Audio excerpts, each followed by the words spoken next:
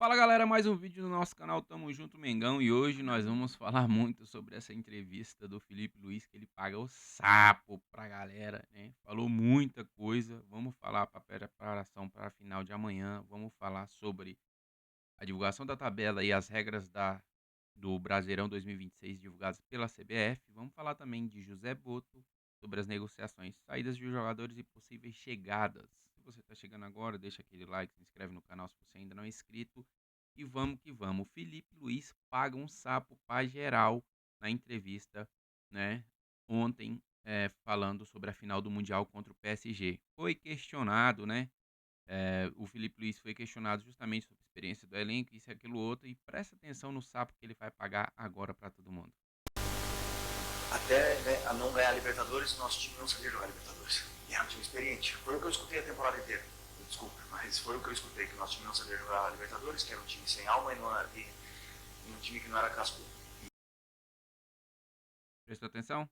Antes da Libertadores, era um time que não era cascudo, que não tinha experiência, que isso, aquilo, outro, e tal, e tal, e tal. Muita gente falou muita coisa, muita gente criticou as contratações dos caras, né? Alexandre, Danilo, Jorginho, Saul. Falaram que eram jogadores, né, aposentados, ex-jogadores sem atividade. Falaram aí até que vieram para roubar o clube, né? Enfim. eh, e ele rebateu de uma forma muito, muito, muito, muito, muito educada e ao mesmo tempo dando aquele tapa, né? Ele bateu com força e escondeu a mão, né? Antes disso, antes de ganhar a Libertadores, era um time que não tinha experiência, que não era cascudo, que não tinha capacidade de ganhar. E agora chega na final da Libertadores, na final do Mundial, perdão, é um time experiente? Ou vocês definem, a mídia paulista define, né, se é um time que não é cascudo, que não tem tradição, ou se é um time que é experiente, né. Vamos terminar de assistir aqui a entrevista que ele fala, que ele continua batendo nos caras, vai vendo. E agora ganhamos e agora de repente é um time com experiência. E eu não penso nisso, eu penso na qualidade do jogador, em como ele lida com diversos tipos de situações no decorrer do jogo. Esse PSG ganhou contra uma das equipes mais experientes da Europa, que era a Inter de Milão, contra uma das melhores defesas da Europa, que era a Inter de Milão. E muito experiente, uma equipe muito jovem. Nós, na final da Libertadores, vencemos com uma equipe teoricamente mais experiente contra uma equipe mais jovem, que era do Palmeiras. Para mim, o que define uma final, o que define um time que é melhor, é o que as decisões que eles tomam em, com bola e sem bola dentro Não, aí, do né. que é o contexto do jogo, independente se é final, se é semifinal. E nisso, os meus jogadores já demonstraram durante todo esse ano e também ano passado que são muito grandes, são jogadores gigantescos, já passaram pelos maiores clubes da Europa, a maioria deles, e são jogadores que é, ganharam o direito de jogar no Flamengo, porque são muito bons. Então, como são bons, eu sempre espero, e já conheço, espero a melhor versão deles no jogo de amanhã, e tenho confiança que eles vão gostar do seu melhor momento, até mesmo porque tiveram tempo para descansar.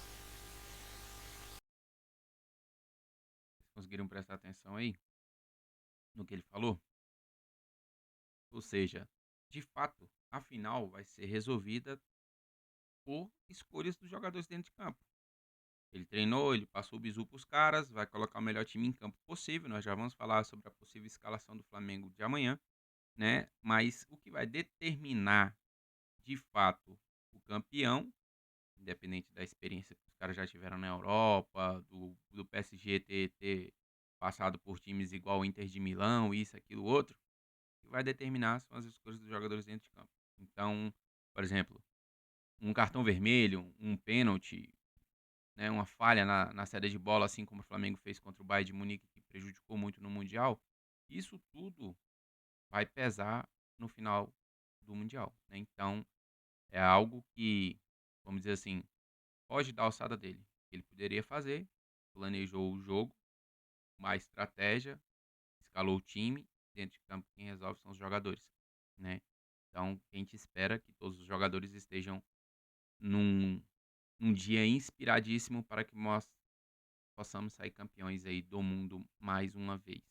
Lembrando que o Flamengo deve, eh, mudar aí uma ou 2 peças do jogo contra o Pirâmides. Acredito que a escalação do Flamengo seja Rossi, Varela, Léo Ortiz, Léo Pereira, Alexandro, Jorginho, Pulgar, Arrascaeta. E aí na frente, acredito que ele vai de Bruno Henrique, Gonzalo Plata e Carrascal, né? Bruno Henrique pela questão da bola aérea, né?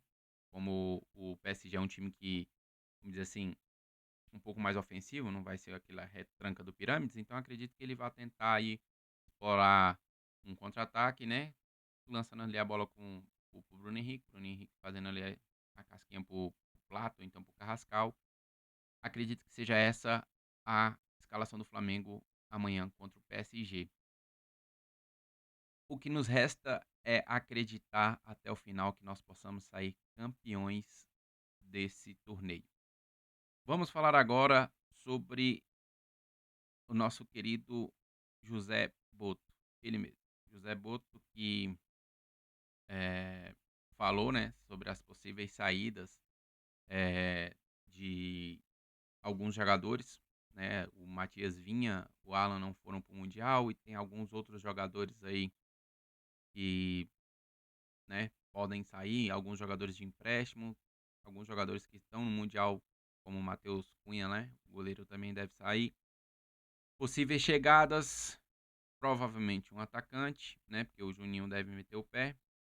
Provavelmente um atacante, o Michel também deve meter o pé. Então, um atacante, eu acredito que mais um zagueiro, né? Porque a gente sabe que o Flamengo ficou sem zagueiro aí com a contusão do Léo Ortiz, teve que colocar o menino da zaga da base e não deu certo, né?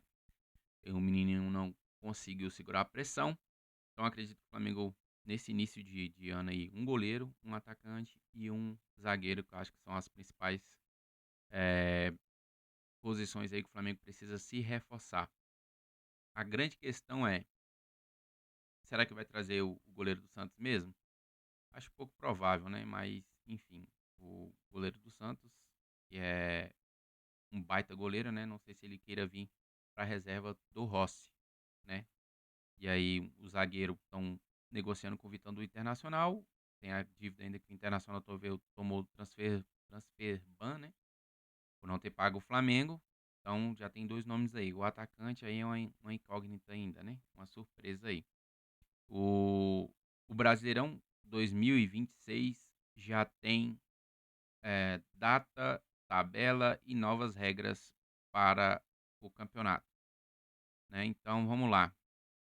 Lembrando que essas imagens aí são da Flá TV, tá? Créditos na descrição do vídeo, só para avisar. Primeira rodada do Brasileirão tá aí.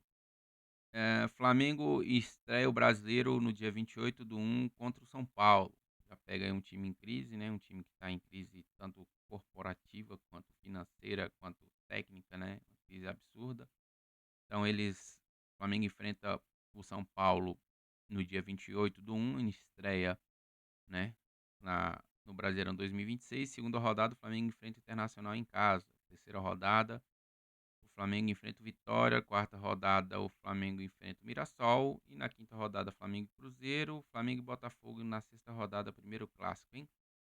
Então, o Flamengo estreia o Brasileirão 2026 contra o São Paulo, dia 28/1, né? E as novidades são quanto à classificação na Libertadores da América. Até 2025, os quatro primeiros colocados garantiam vaga direta na fase de grupos, enquanto o quinto e o sexto iam para a fase preliminares. A partir da próxima temporada, 2026, o Brasileirão passará a oferecer quatro vagas diretas e uma para a fase preliminar da principal competição continental. A mudança se deu porque a Copa do Brasil classificará dois clubes para o principal torneio da Conmebol a partir de 2026. Acho justo, tá? O campeão e o vice da Copa do Brasil com vagas na Libertadores. O campeão da Copa do Brasil garantirá vaga na fase de grupos e o vice na fase preliminar, né? Então, justiça, né? Porque às vezes o oitavo colocado não chegou nem nas quartas da Copa do Brasil. E aí vamos dizer assim, o vice-campeão da Copa do Brasil ficar fora da Libertadores. Acho uma covardia, né? Então achei justo essa mudança aí.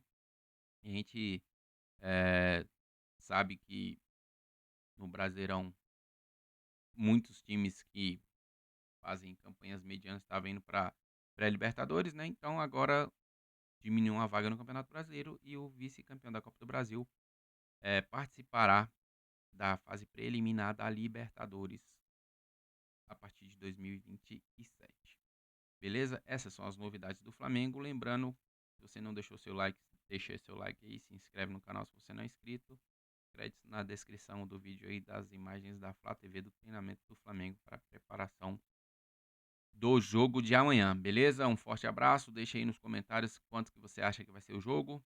Acredito que, com fé em Deus, 2-1 pro Flamengo e a gente é bicampeão mundial, beleza? Um forte abraço e amanhã a gente vai fazer uma live do jogo, beleza? Tamo junto!